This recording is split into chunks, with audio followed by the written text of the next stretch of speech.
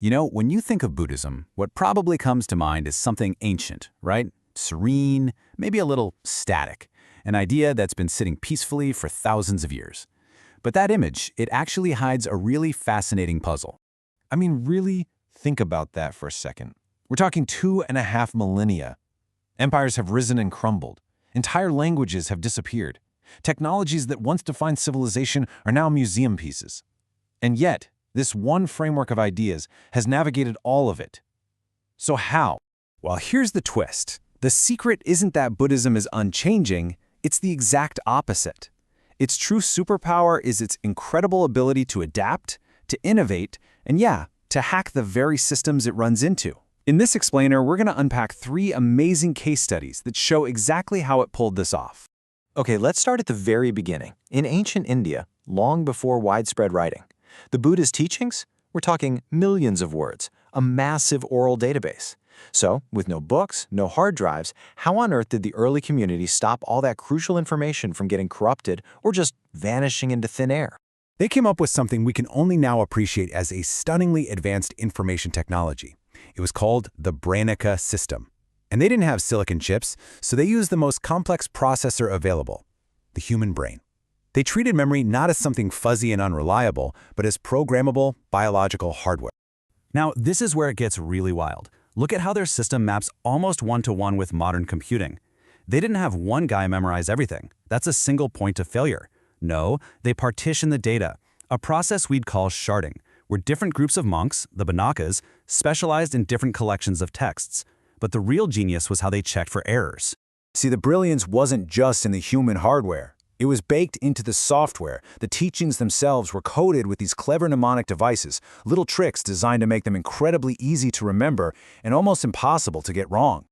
Okay, get a load of this technique, the principle of waxing syllables.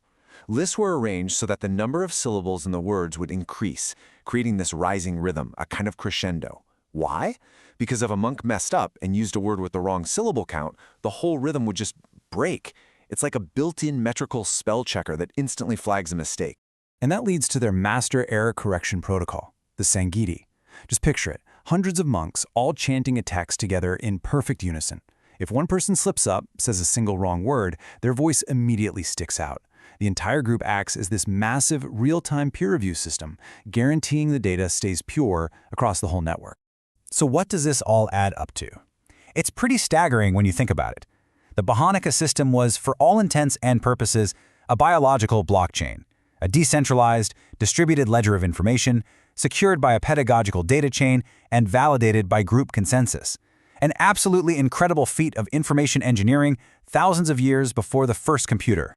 Okay, so its core data is secure. Buddhism is ready to go global. But this creates a totally new problem. What happens when your perfectly preserved operating system is just completely incompatible with the local culture? That's exactly what happened when Buddhism arrived in China and ran smack into Confucianism, a civilization built around the one thing Buddhism seemed designed to destroy: the family. I mean, the clash could not have been more direct.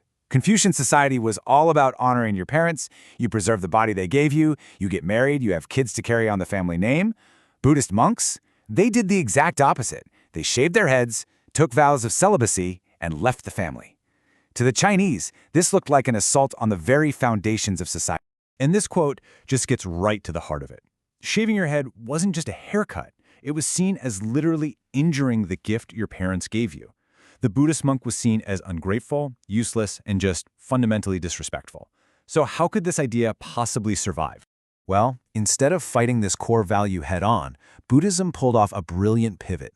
It didn't reject filial piety, it aimed to become its highest, most powerful expression. It hacked the system from within by introducing the idea of a greater filiality. The hack started with a full-on emotional appeal. To take over filial piety, Buddhism first had to supercharge it. New scriptures, written in China, started popping up. They detailed things like the 10 graces of a mother, painting this incredibly visceral, gut-wrenching picture of a mother's sacrifice. The goal? To create a debt so huge, so profound, that it could never be repaid through normal means. And that set the stage for the masterstroke. And here it is. This is the genius of the hack. Buddhism introduced a kind of ritual technology, merit transfer. The pitch was this: By donating to a monastery, your family could generate spiritual merit, and this merit, this spiritual currency, could then be transferred to your dead ancestors, saving them from a terrible afterlife. All of a sudden, that unfilial monk who left home, he wasn't a problem anymore. He was the family's greatest spiritual asset, the only person who could perform the ultimate act of filial piety. So, Buddhism could preserve its data, and it could hack foreign cultures. But what happens when it comes face-to-face with the power of a modern nation-state that's determined to control it? That brings us to our third and final case study, early 20th century Siam, which we now know as Thailand. So as the Siamese kingdom was modernizing to avoid being colonized, it launched this huge centralization project. The government in Bangkok wanted to create one single, unified Thai identity, and that meant bringing everything under its control, including all the diverse, independent local Buddhist traditions. The 1902 Sangha Act was their key weapon, designed to domesticate Buddhism and turn it into a tool of the state. And just look at this new structure. They created a religious bureaucracy that was a perfect mirror of their own government, with provincial heads and district heads all reporting back to the capital. Monks were basically being turned into a kind of spiritual civil service tasked with promoting a standardized, state-approved Buddhism. But you know what happens when you get that kind of top-down pressure? You almost always get resistance from the bottom up. A radical, back-to-basics movement of forest-dwelling monks, the Kamatana tradition, started to push back. They couldn't fight the state with political power, so they fought it with spiritual authority. And this really lays out the two competing visions. On one hand, you had the state's version, rational, academic, and it taught that real enlightenment was probably out of reach for people today. The monk was basically a teacher. The forced tradition, they argued the complete opposite. They said true authority doesn't come from a book, it comes from direct experience and meditation.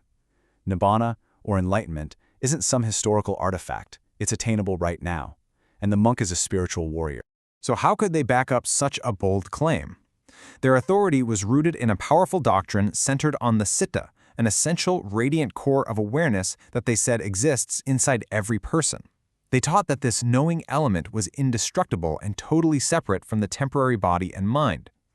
This idea was an absolute game changer, because if ultimate authority lies within this indestructible citta, then a monk doesn't need a stamp of approval from a bureaucrat in Bangkok.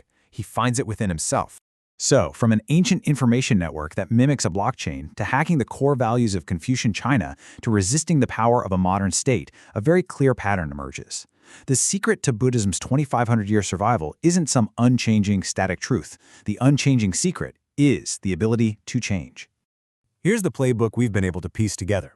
First, build a bulletproof system to protect your core data. Second, don't fight the dominant culture. Hack it by becoming the ultimate expression of its most cherished values. Third, be nimble enough to navigate politics, whether it's coming from the top down or the bottom up. And finally, always reframe your deep philosophy as a practical toolkit for solving real-world problems. And all this leaves us with a pretty provocative final thought to chew on. If even a 2,500-year-old tradition owes its very survival to constant, radical adaptation, it really makes you wonder, doesn't it? Which of the ideas we hold as absolute, unshakable truths today are actually just waiting for their next great hack?